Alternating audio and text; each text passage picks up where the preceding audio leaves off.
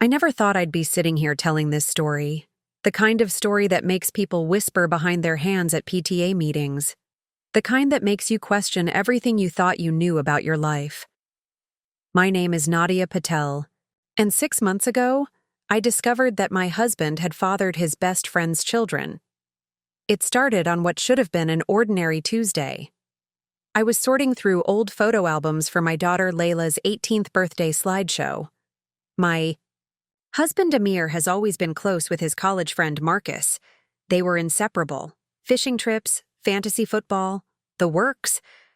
Marcus and his wife Sophia have twin boys, Ethan and Noah, who just turned 17 last month.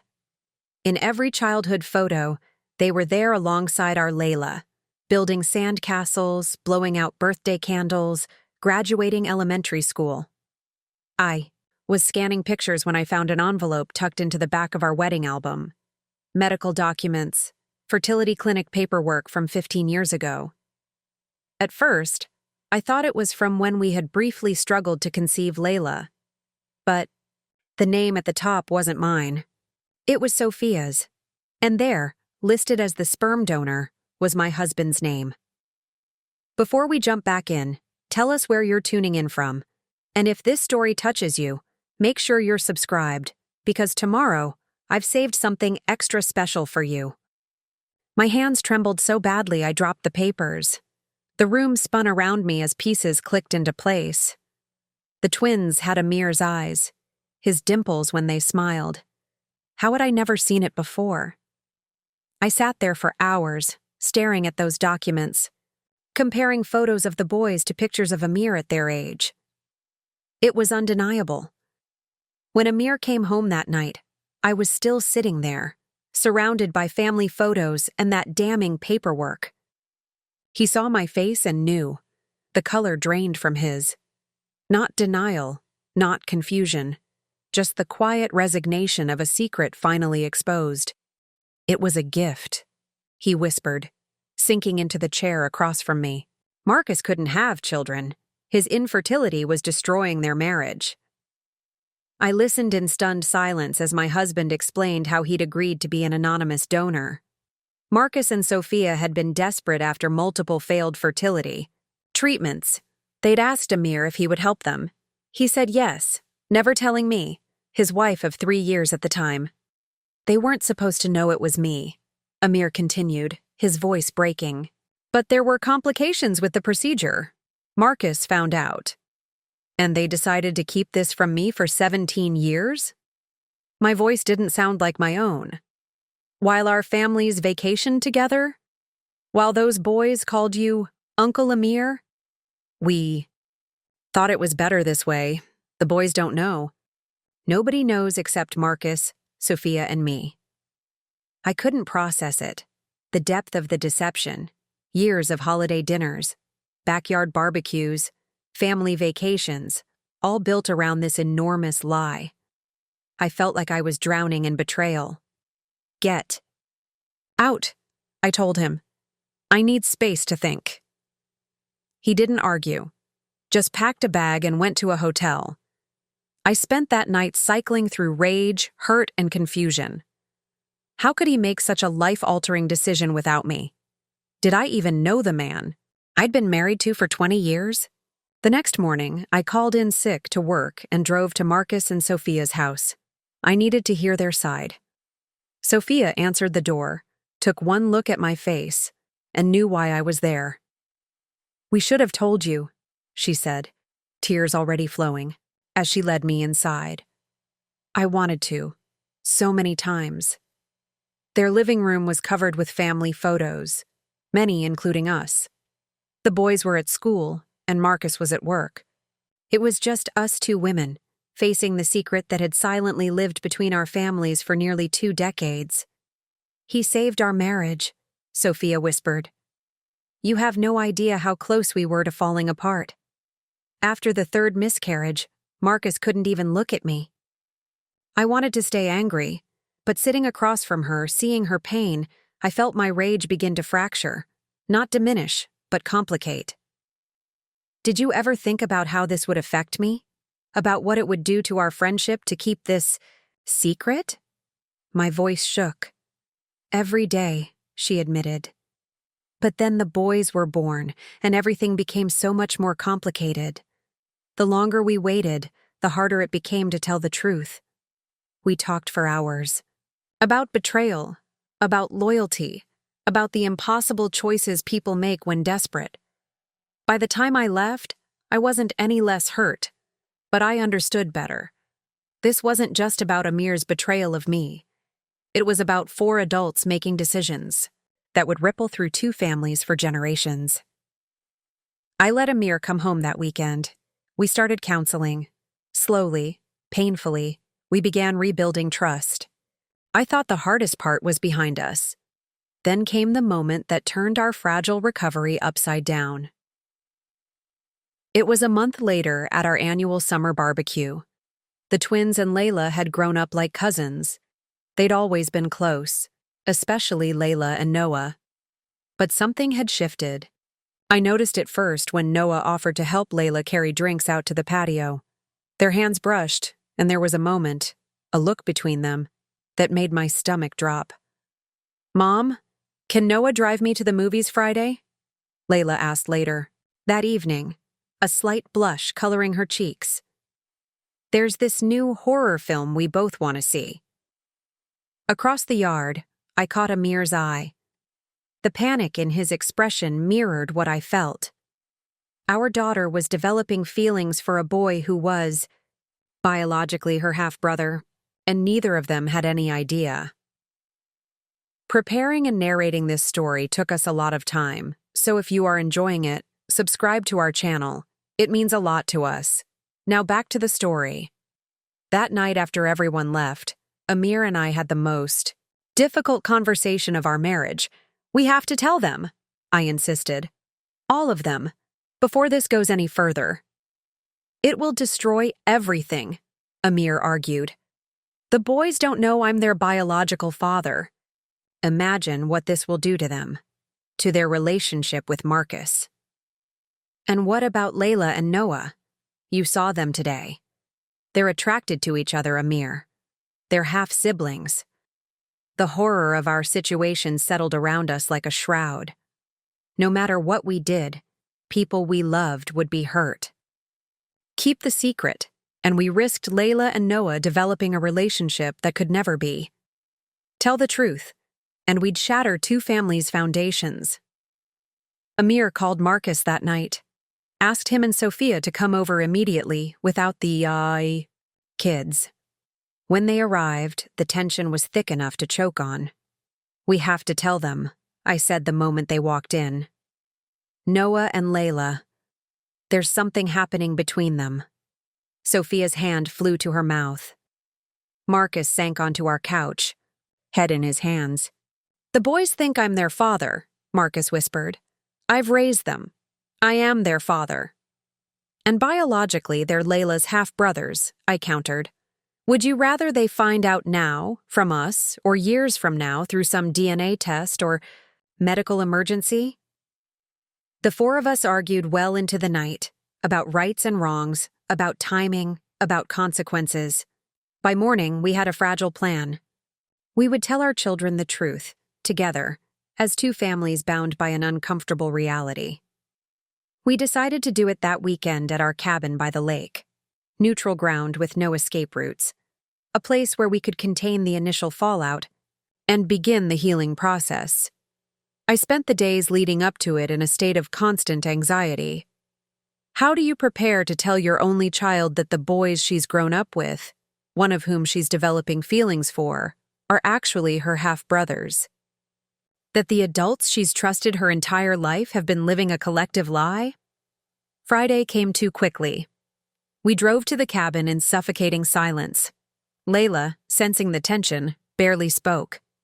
When Marcus and Sophia arrived with the twins, the forced normalcy was almost unbearable. We made it through dinner somehow. Then Amir cleared his throat and asked everyone to gather in the living room. I'll never forget the confused expressions on our children's faces as they looked at the 4 of us, standing united in our guilt. "We have something important to tell you," Amir began, his voice steadier than I expected. something we should have told you a long time ago." The twins leaned forward on the couch. Layla sat between them, her eyes darting nervously between her father and me. 17 years ago, Amir continued, Marcus and Sophia were trying to have children. They were having difficulties. They asked for my help. I watched understanding dawn on Layla's face before the boys grasped what was happening. Her eyes widened in horror as she looked at Noah beside her, their shoulders almost touching. She abruptly stood and moved away. "What exactly are you saying?" Ethan demanded, looking between all four adults. Marcus took a deep breath. "Biologically, Amir is your father, but in every way that matters?" "What?" Noah stood up so quickly he knocked over a lamp. That's not funny."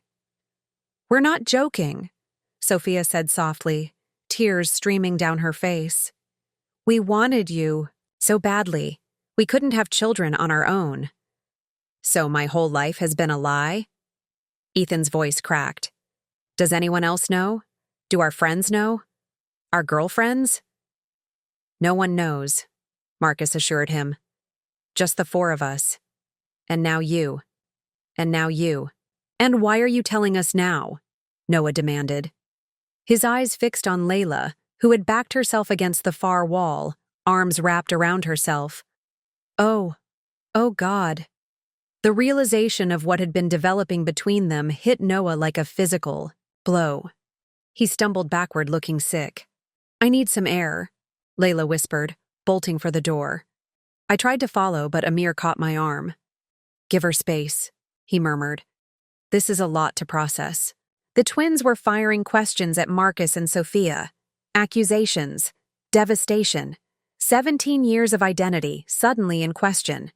I slipped outside to find my daughter. She was sitting on the dock, feet dangling over the dark water. When I sat beside her, she didn't acknowledge me. "I kissed him last week," she finally said, so quietly I almost missed it. "At Jasmine's party. We've been texting every day. I thought—" She swallowed hard. "I thought he might be the one." My heart shattered for her, for all of them. "I'm so sorry, sweetheart. We should have told you sooner." "How could you keep this from us?" Her voice was hollow. "How could Daddy donate his— and then let us grow up together like that?" I had no good answer. No justification that would ease her pain. A twig snapped behind us. Noah stood there, his face a mask of confusion and hurt. "Can I talk to Layla?" he asked. "Alone?" I hesitated, looking at my daughter. She nodded slightly. As I walked back to the cabin, I heard Noah's first words to her. "I don't know who I am anymore." I paused, hidden in the shadows of the trees, watching. My daughter reached for his hand. Not romantically now, but as the family they'd just discovered they truly were. "You're still you," I heard Layla tell him. "And I'm still me. We just have to rewrite what we are to each other." I returned to the cabin, where the twins were demanding DNA tests, proof, explanations. The night stretched ahead, long and painful, but watching my daughter's strength in the face of this revelation gave me hope that somehow our families would find a way through this. What I didn't know then was that this was just the beginning. The secret we'd finally revealed would unleash consequences none of us could have predicted. Consequences that would test the very definition of family, loyalty, and forgiveness in ways I never thought possible. That night at the cabin changed everything. What had once been two close-knit families fractured into jagged, broken pieces. The twins insisted on DNA tests, even though we all knew what the results would show. Layla barely spoke on the drive home, staring out the window with a hollow expression that broke my heart. When we returned to the city, Noah and Ethan refused to speak to Marcus. Amir tried to reach out to them, but they wouldn't see him either. The boys needed space, Sophia told us through tears when we met for coffee. They felt betrayed by everyone they'd ever trusted.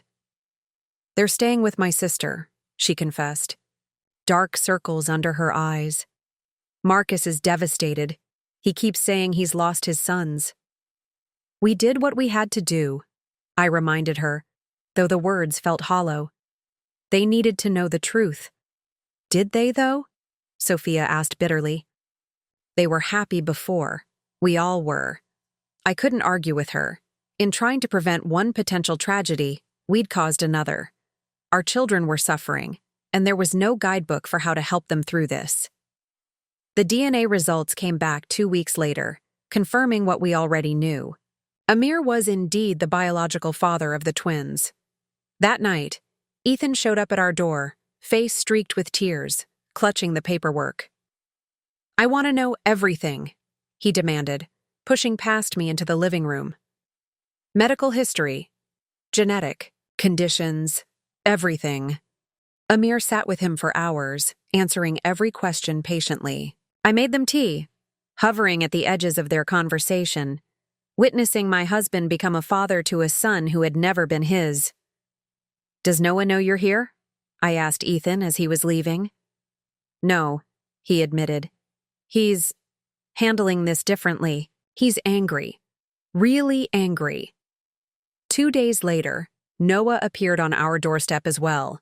Not tearful like his brother, but cold with fury. You ruined everything, he accused, glaring at Amir. My whole life is a lie because of you. Noah? Amir began, but Noah cut him off. And Layla? His voice cracked slightly. We can never. You let us grow up together knowing this could happen. We never imagined. I tried to explain. You never imagined we might fall for each other? Noah's laugh was harsh. What did you think would happen when you raised us like family but kept this massive secret? Before we could respond, the front door opened, and Layla walked in. She froze when she saw Noah, pain flashing across her face. I should go, Noah muttered, pushing past her. Noah, wait, Layla called, but he was already gone. She turned to us, eyes blazing. Why can't you just leave him alone? Haven't you done enough? Layla, he came to us, Amir explained gently. Well, he wouldn't have had to if you hadn't lied to everyone for my entire life, she shouted before storming up to her room. The weeks that followed were excruciating. The twins' birthday passed without our usual joint celebration. Layla spent most of her time in her room. Amir threw himself into work, coming home late, avoiding the silent accusation in our daughter's eyes. I tried to be the bridge between everyone, but I was drowning in my own resentment. Why had Amir put us in this impossible position? Why had Marcus and Sophia agreed to build their family on such a precarious foundation of lies?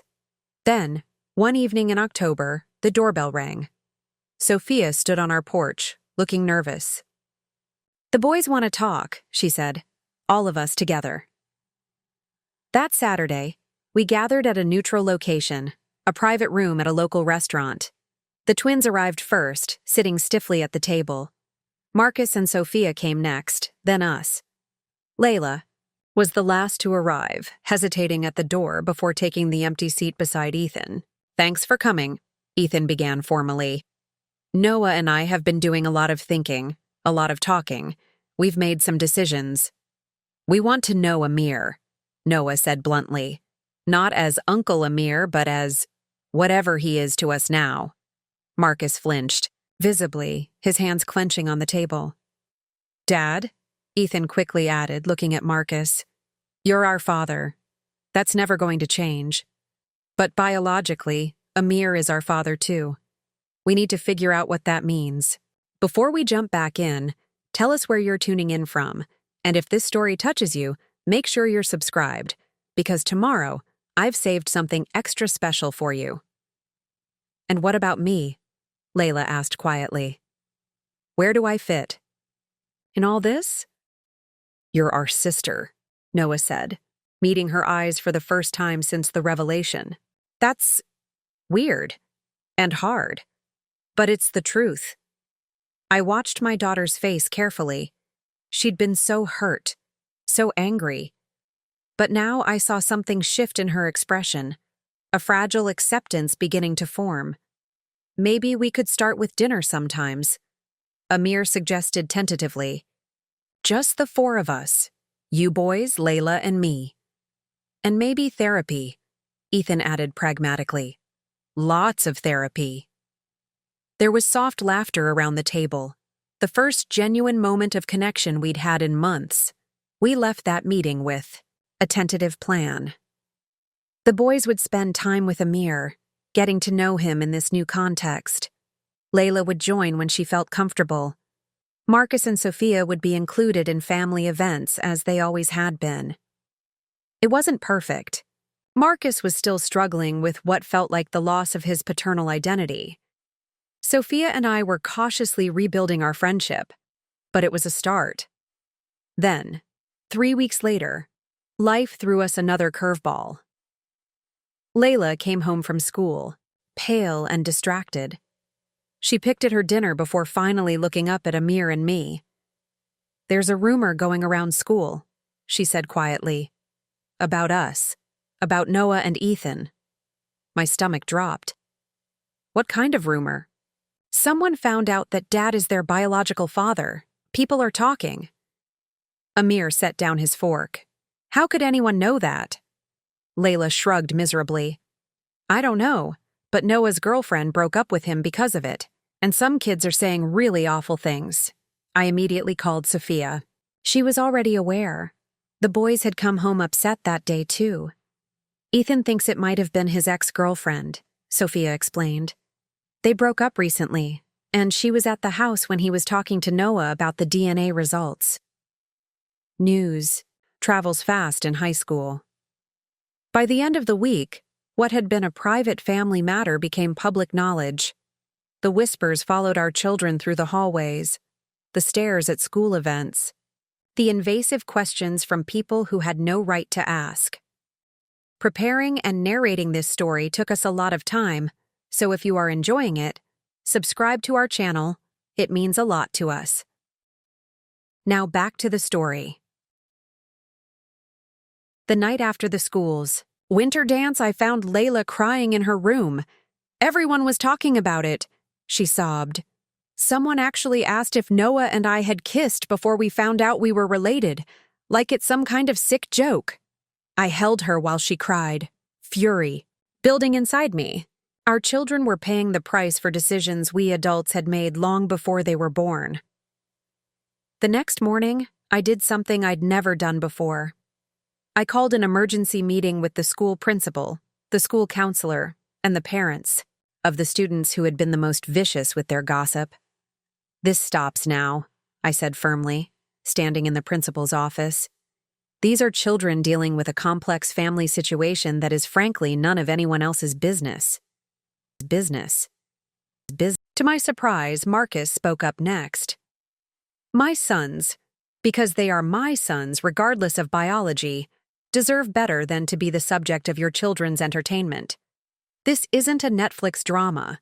This is their lives. The principal assured us they would address the bullying directly. The parents, faced with our united front, mostly looked ashamed and promised to speak with their children. It didn't solve everything overnight, but it helped. The most malicious rumors began to die down. Our children slowly learned to hold their heads up again. That Christmas was different from any we'd had before.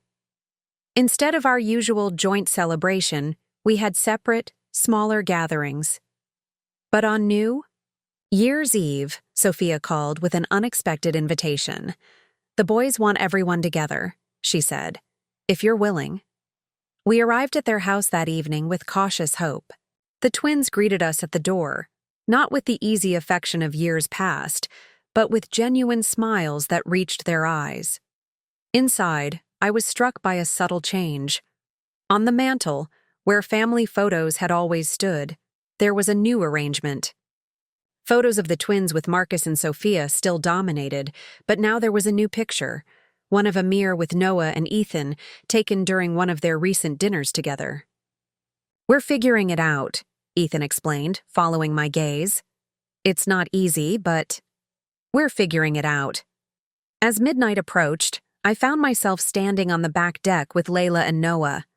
The tension between them had softened into something more complicated, the awkward navigation of siblings who once might have been something else. "I'm sorry," Noah said suddenly, "for how I reacted, for blaming you guys." "You had every right to be angry," Layla replied. "We all did." "I'm still angry sometimes," he admitted. "But I'm also, I don't know, grateful? That sounds weird, but if none of this had happened, I wouldn't exist. And now I have a sister." He bumped her shoulder gently, and she smiled. A real smile that I hadn't seen in months. Inside, the countdown began. 10, 9, 8. We all gathered in the living room. This strange, complicated family of ours. Marcus stood beside Amir, no longer adversaries in a battle for paternity, but two fathers finding their way forward. 3, 2, 1, Happy New Year. As hugs and well wishes circled the room, I caught Sophia's eye across the crowd. She nodded, slightly, an acknowledgement of how far we'd come and how far we still had to go. Later that night, as Amir and I drove home with a sleeping Layla in the back seat, he reached for my hand. "Are we going to be okay?" he asked quietly. I thought about the past 6 months, the pain, the anger, the slow, painful rebuilding of trust. "I think we're getting there," I answered honestly. What I didn't say was that I still worried about what the future held. The twins would graduate next year, Layla the year after. College applications, medical forms, wedding days someday. Each milestone would bring new challenges in navigating our unusual family dynamics. But for now, for tonight, we had made it through the hardest part. We had faced the truth together and survived. Little did I know, the most unexpected challenge was still waiting just around the corner, one that would test the fragile peace we'd worked so hard to build. It started with a knock on our door 3 weeks into the new year. I opened it to find Ethan looking anxious, shifting his weight from foot to foot. "Is Amir home?" he asked. "I need to talk to him. To both of you, actually." I invited him in, calling for Amir to join us in the living room. "I got my college acceptance letters," Ethan announced once we were all seated. "Full scholarship to Princeton and partial to Stanford." "That's wonderful," I exclaimed. "Congratulations." "Have you told your parents?" Amir asked. Ethan's face fell. "That's the thing. Mom and Dad think I should go to Princeton. It makes financial sense, but—" He paused, looking down at his hands. "Stanford has a better program for what I want to study." "And you want our opinion?" I asked gently. "No," Ethan said firmly. "I want to ask Amir for help with Stanford." The request hung in the air between us. This wasn't just about college tuition. This was about Ethan asking his biological father to step into a role that had always belonged to Marcus. "Have you discussed this with Marcus?" Amir asked carefully. "No," Ethan admitted. "He's so proud of the Princeton offer. But Stanford is my dream school." Amir and I exchanged glances. We could afford to help, but doing so would inevitably cause friction with Marcus and Sophia. "I need to think about this," Amir finally said. "Not because I don't want to help, but because this is complicated." Ethan nodded, understanding. As he stood to leave, he stopped at the door. "Noah got into UCLA," he added. "Just so you know." After he left, Amir and I sat in silence for a long moment. "This is just the beginning, isn't it?" I said softly. "They're going to keep coming to you for things that Marcus has always provided." "What would you have me do?" Amir asked. "Turn them away?" I had no answer. There was no roadmap for this situation, no guidebook for how to be a father to children who already had a father. That night, Amir called Marcus. I could hear only Amir's side of the conversation, but from his tense posture and careful words, I knew it wasn't going well. When he hung up, his expression was grim. "Marcus feels like I'm trying to buy the boy's affection, like I'm undermining him." "Are you surprised?" I asked. "You've been in their lives for months as their biological father. He's been there for 17 years. So what do I do? Tell Ethan no? I sighed, wishing there was an easy answer. I don't know. But whatever you decide, we need to be united, all four of us adults. The next day, Marcus showed up at our door. His expression was guarded, but he agreed to come in. Ethan told me what he asked you, he said, sitting stiffly on our couch. I know I reacted badly on the phone. It's understandable, Amir assured him. No, it's not. I've been struggling with all of this, with what it means for my relationship with the boys. Marcus took a deep breath. But they're almost adults now. They get to make their own choices about who they want in their lives. I studied Marcus's face, seeing the cost of this admission in the lines around his eyes, the tension in his jaw. What if we all help? I suggested. All four of us, a united front. It wasn't a perfect solution, but it was a step forward. Marcus and Amir agreed to sit down with Ethan together to figure out a plan for Stanford that they could all live with. As I watched them leave together to meet Sophia for lunch, I felt a strange sense of hope.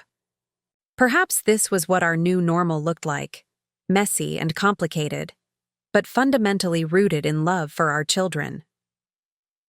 What I didn't realize then was that the college question was just the beginning. The twins were forging individual relationships, with Amir now, relationships that would grow and change in ways none of us could predict. And Layla was watching it all unfold, trying to figure out her place in this expanding family. The coming months would bring more challenges, more difficult conversations, more moments of both heartbreak and unexpected joy. But on that day, I allowed myself to believe that maybe, just maybe, we were all going to find our way through this impossible situation. And in the end, isn't that what family is? Finding your way through the impossible, together. Together. Spring arrived with college decisions finalized. Ethan would attend Stanford with financial support from both sets of parents, a compromise that had taken weeks of tense discussions to reach. Noah chose UCLA, wanting distance from the family drama but still close enough to visit. And Layla, though still a high school junior, had started talking about East Coast schools, perhaps seeking her own space from our complicated situation. Thea, twins' 18th birthday approached, the first since the revelation. We debated how to handle it, ultimately deciding on a family dinner at a neutral restaurant. Not the large celebration of previous years, but a step toward our new normal. The night of the dinner, I watched as Amir presented the twins with matching watches. Nothing flashy. Simple, elegant timepieces that could be worn daily. The kind of gift a father might give. These were my father's and grandfather's, he explained. I thought, well, family traditions should be passed down. The twins accepted the gifts with genuine appreciation. Marcus watched silently from across the table, his expression unreadable. Later, I found him alone at the bar. Are you okay? I asked, sliding onto the stool beside him. I bought them laptops for college, he said with a hollow laugh. Practical, useful, and Amir gives them family heirlooms with history and meaning. Marcus. No, it's fine, he interrupted. I'm their dad. I've always been their dad. But Amir, he shares something with them that I never will. Blood, biology, history. His pain was raw. Honest. I placed my hand over his. Biology isn't everything. You raised them.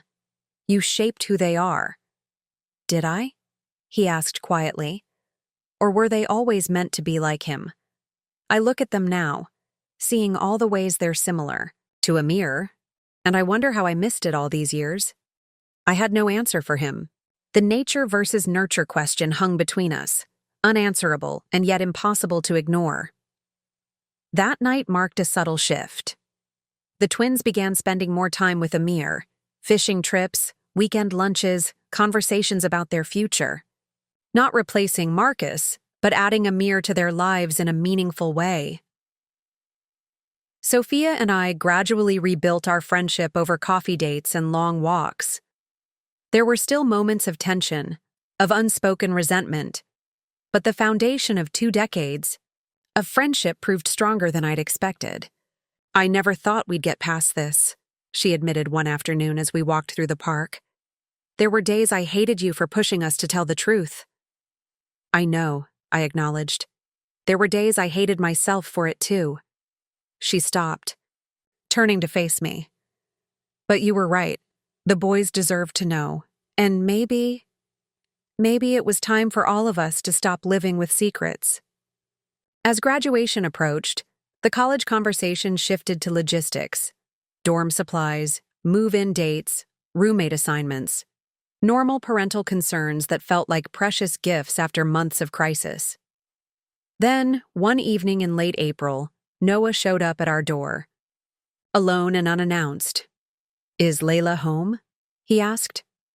I hesitated. Their relationship had improved but remained carefully distant. "She's upstairs studying. Is everything okay?" "Can I talk to her? It's important." I called Layla down, watching her face carefully as she saw Noah in our entryway. Surprise, then caution. "Can we talk?" he asked. "Maybe walk to the park or something?" Layla glanced at me, then nodded. "Let me get my jacket." I wanted to follow them, to protect my daughter from whatever new pain might be coming. But they were nearly adults now. They needed to find their own way through this. When Layla returned 2 hours later, her eyes were red, but her expression was lighter somehow. "Noah got a girlfriend," she told me, dropping onto the couch beside me. "He wanted to tell me himself before I heard it from someone else." "Oh," I said carefully. "And how do you feel about that?" "Weird," she admitted. "Relieved, sad, all mixed together." We talked about what might have been, if things were different. My heart ached for her. "I'm sorry, sweetheart." "Don't be," she said, surprising me. Noah said something that actually helped. He said maybe in some parallel universe, we're together and happy. But in this universe, we're brother and sister. And that's not nothing. I pulled her close. This remarkable daughter of mine, who was finding wisdom in circumstances no child should have to face. "He also said you and Dad did the right thing," she added quietly, "by telling us the truth. It would have been worse to find out later." Before we jump back in, tell us where you're tuning in from. And if this story touches you, make sure you're subscribed, because tomorrow I've saved something extra special for you. The twins' graduation day arrived with perfect early summer weather. Both families sat together, not the easy closeness of years past, but a deliberate choice to present a united front for our children. I watched as Ethan and then Noah crossed the stage to receive their diplomas. Watched Marcus and Sophia's faces shining with pride. Watched Amir beside me, quietly emotional in a way he rarely allowed himself to be. At the celebration afterward, I found myself taking mental photographs of every moment. Noah laughing with his new girlfriend. Ethan showing off his honor cords to his grandparents. Layla, caught between childhood and adulthood, navigating this new family configuration with growing confidence. "They're going to be okay," Amir said, appearing beside me with 2 glasses of champagne. "All of them." I accepted the glass, nodding. "I think you're right." "And us?" he asked, his voice dropping. "Are we going to be okay?" It was a question that had lingered between us for months. Our marriage had weathered the worst storm imaginable, but not without damage. Trust, once broken, is never quite the same.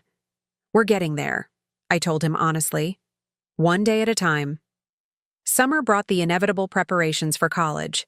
Shopping trips for dorm essentials, last family dinners before the twins would leave. The strange limbo of knowing our family dynamics were about to shift again.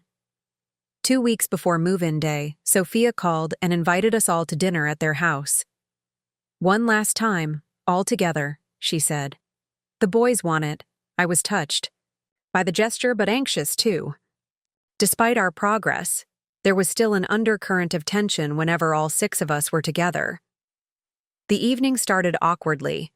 Too much forced small talk, too many careful subjects avoided.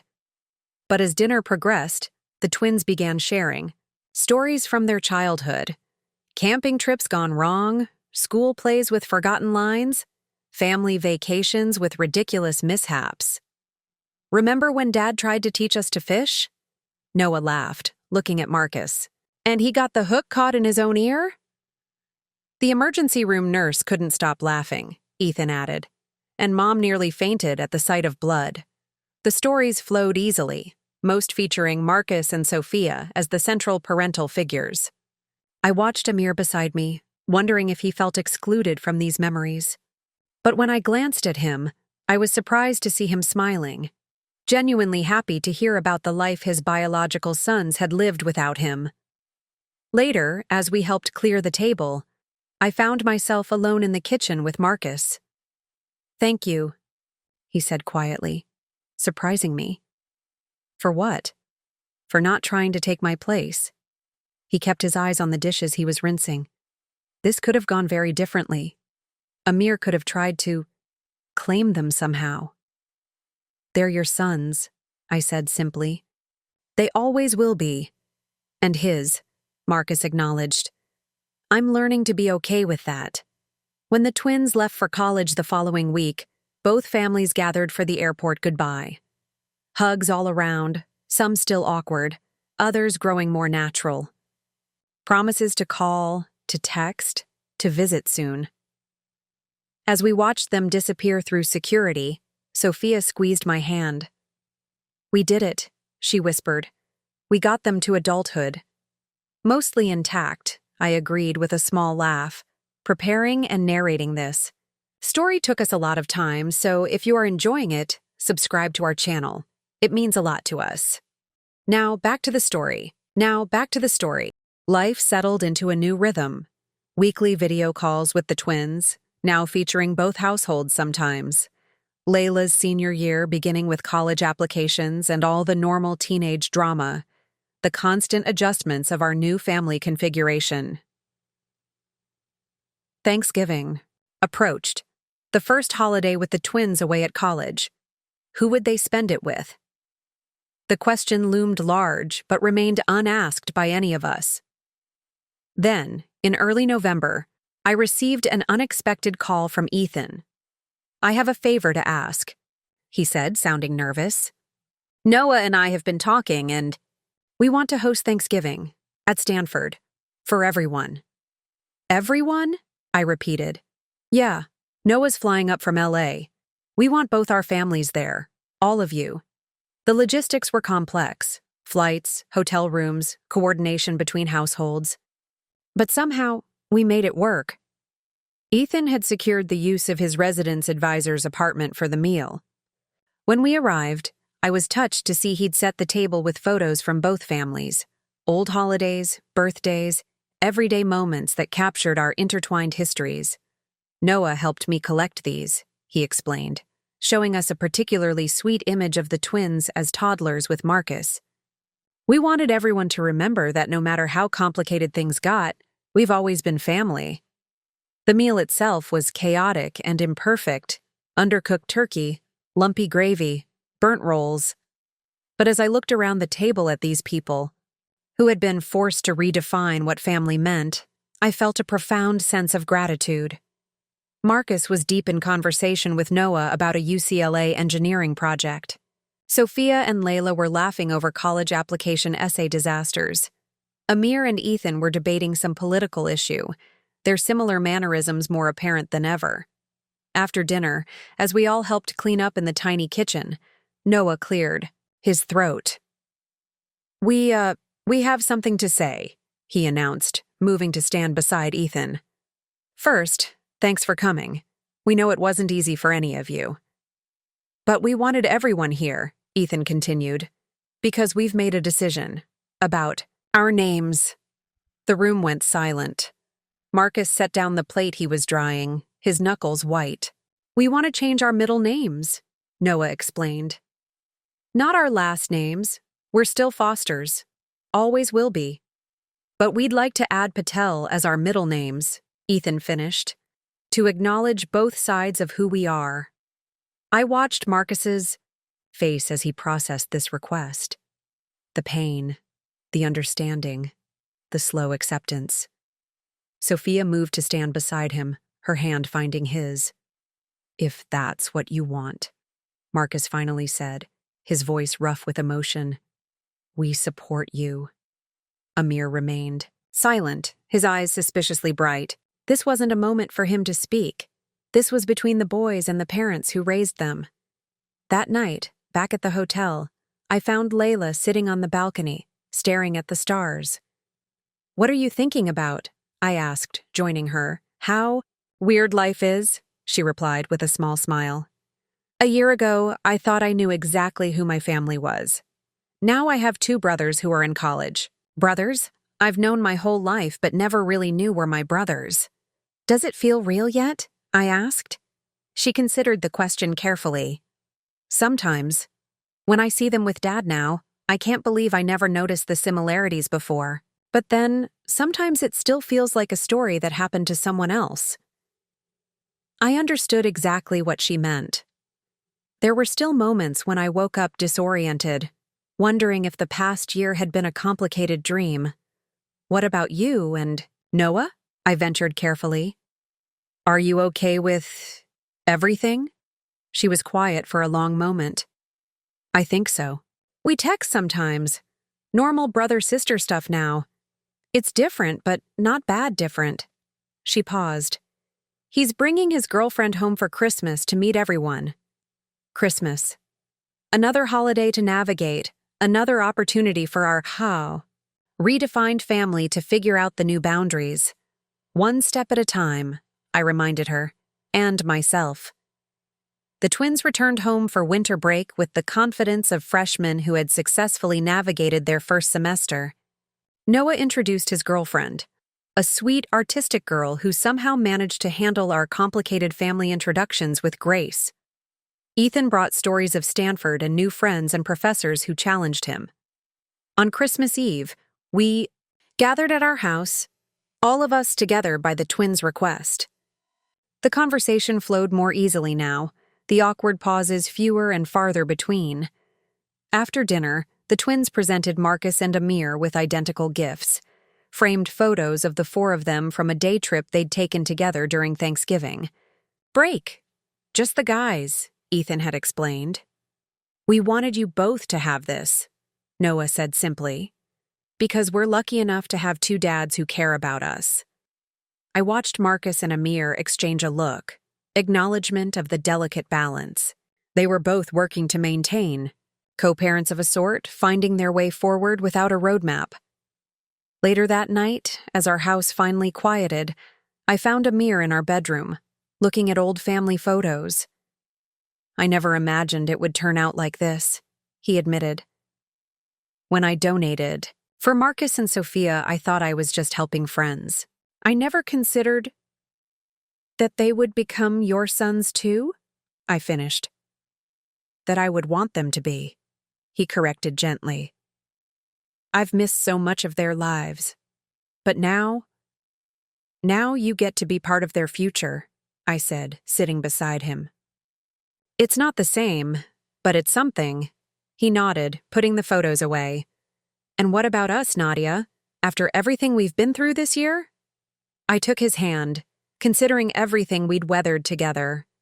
The lies, the revelation, the painful rebuilding of trust. The way our daughter had suffered but emerged stronger. The delicate reconfiguration of 2 families into something new and still evolving. "I think," I said slowly, "that we're going to be okay. Not the same as before. We can never go back to that. But maybe something stronger. Something more honest." As we joined our sleeping household, I thought about the journey we'd all taken over the past year. The twins were finding their way forward with 2 fathers, one who raised them and one who gave them life. Marcus and Sophia were learning to share the children they'd always thought were exclusively theirs. Layla was adapting to her role, as sister to the boys she'd grown up with as friends. And Amir and I? We were writing a new chapter in our marriage, one built on painful truths, but also on the resilience that comes from facing those truths together. None of it was perfect. All of it was complicated. But underneath the complexity was something undeniably powerful: the love of two families who had chosen to move forward together rather than break apart. As I drifted off to sleep that night, I realized that perhaps that was the most important lesson in all of this. Family isn't just about biology or shared history. Sometimes it's about the choice to remain connected despite the hardest of circumstances. The decision to forgive, to adapt, to rebuild. And in that choice, that conscious decision to remain family through everything, there is a kind of love that transcends both blood and betrayal.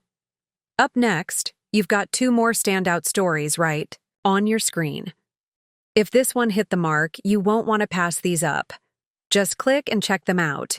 And don't forget to subscribe and turn on the notification bell so you don't miss any upload from us.